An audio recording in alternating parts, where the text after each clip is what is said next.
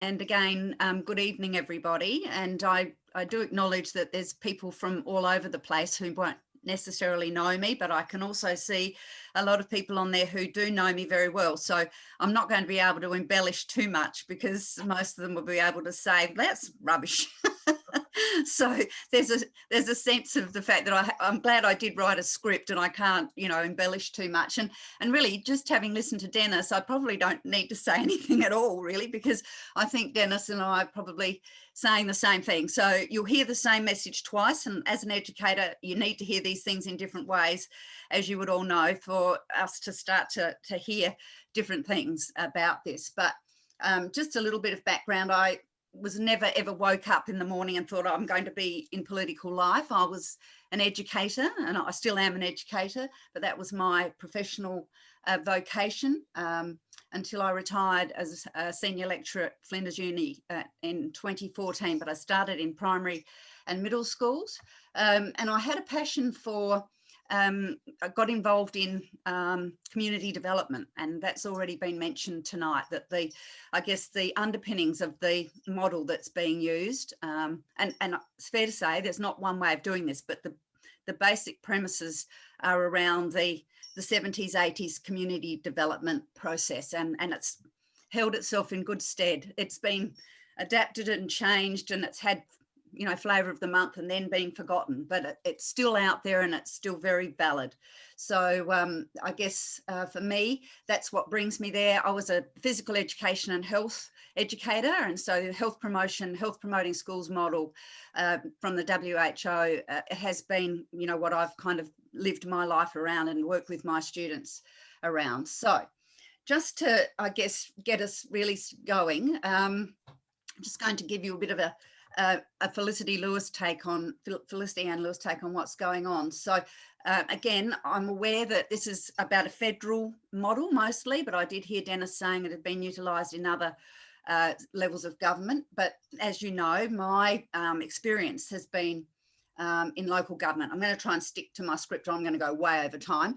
And I guess I'm a shameless advocate for local government. I was motivated to become an active political citizen in local government, as I felt that this was the only sphere of government that I actually had any chance of getting elected in, because I'm a realist. And those of you who live in South Australia would know that it's not very politicised, somewhat, but not a lot. But you can still, as an individual, get elected onto a council. So I guess when I realised as a young mum that there were facilities and services in my local community that either weren't available or weren't of a very good standard, I looked around and thought about how I could take some constructive action to address that. So I rang the local councillors.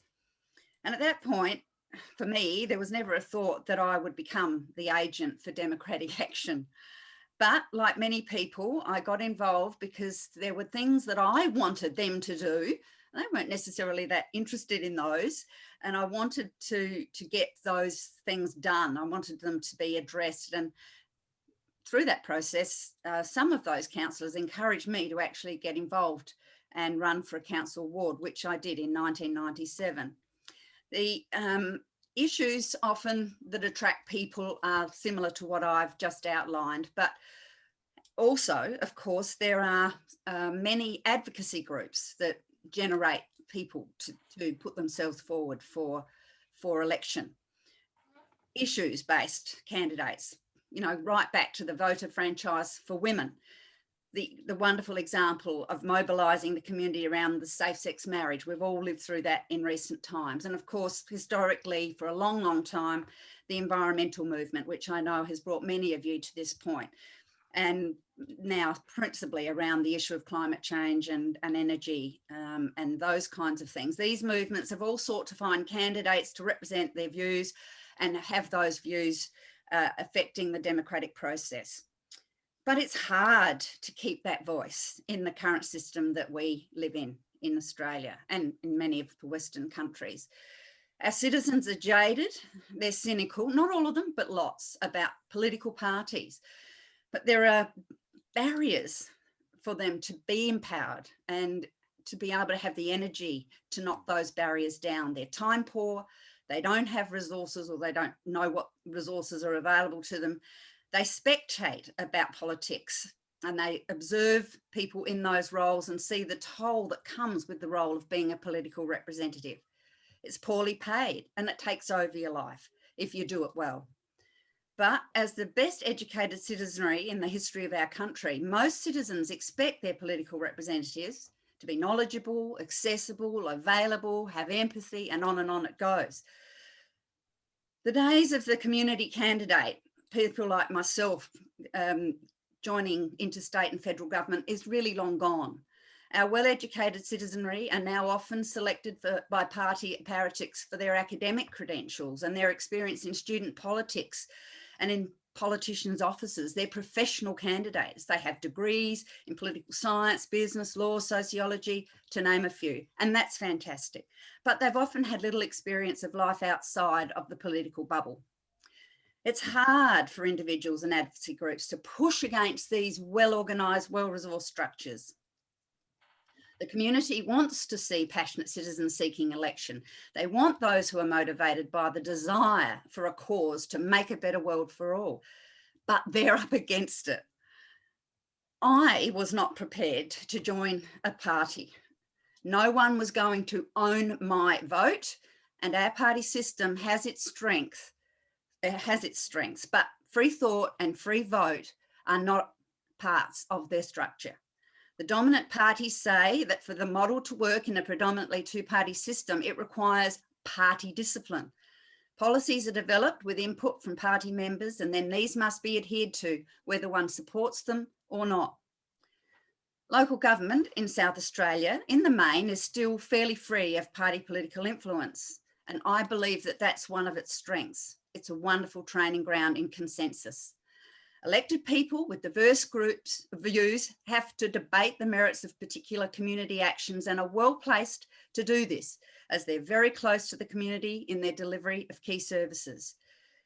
Elected councillors are not full-time representatives, and this allows them to be living and interacting as a resident and a general Joe in a great position to be able to hear from their community, interacting and getting around about their business with very much security and pretty much anonymity. This is true citizen democracy if it's done well. It's now easier than when I was first elected in 1997 to actually get your messages out there. Social media gives candidates a platform on which to interact and consult, and with a range of people at very low costs. So why didn't I do the usual thing and take the opportunities given to me by just about every political party at all levels of government, even Qatar, and to seek election at state or federal government? Principally because I felt I needed to be true to my beliefs and values, to be able to discuss and to share, to change my mind, to investigate and research, and to change my mind into those policies and practices, not being limited by the will of others with greater power in the party machine or those who had funded the party that I was belonging to.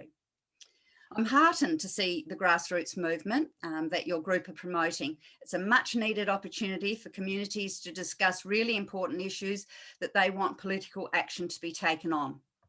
I wish you well, as there are less and less people who can commit to taking a federal seat.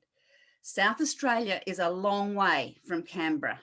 I know from my time as the ALGA president. I spent over 2 years in that role and was away from home most weeks travelling. It's not a role for the faint-hearted. It's a stellar commitment, and it's really why political parties have been successful. You need amazing financial resources and personal support for the political representative that you're supporting. Many independent candidates just can't easily compete in the current model. Well, you know, Clive Palmer, he gave it a shot, and as many others have. And this example shows that money is not the key here. People are generally, in Australia, unlike the US, very good at working out the motivations of candidates, but money is a critical success factor. But being elected, in some ways, could be seen as the easy part. It's the governance structure the elected representative needs wrapped and built around them that allows a continued two-way dialogue with constituents that I see as the greatest challenge in reforming our operations to facilitate greater civic democracy. Our current representational democracy structures when it was developed, didn't contemplate citizens being very deeply involved in formulating policy or being regularly consulted on about issues. They were expected to turn up, cast their vote, and then ostensibly leave the politicians to fight it out. People traditionally align themselves with the party that most closely represented the philosophical position they could identify with, usually their station in life or form of employment. Wow, hasn't that changed in a reasonably short time frame? Traditionally, families align themselves with a political party for life, and this was passed on to generations, a bit like AFL football teams, the welded on phenomenon. Now, there's a need for a structure that addresses these challenges, as your Voices for model has demonstrated. When these and other barriers that I don't have time to explore with you can be ameliorated, then you will get candidates that are confident that they will be supported to be the leaders we want. Our future leaders need the type of support that political parties offer without the restrictions that come with it, of losing their seat if they don't toe the party line and more. We're narrowing the thinking without more independent voices, and despite what the political parties say, the democratic system can work without rigid party discipline. Just look at local government. In other countries like the UK, Tony Blair, for example, put in and explored a number of models of participatory democracy, participative budgeting, and other models that encourage interested citizens to authentically act on the issues that the country or the region is grappling with. It can be done, but it needs new and innovative thinking. We need to show that there's another way to govern that allows voices to be heard, not just on talkback radio, but through informed, respectful debate. Thank you for the opportunity to speak to you tonight, and good luck with your Voices for Boothby initiative.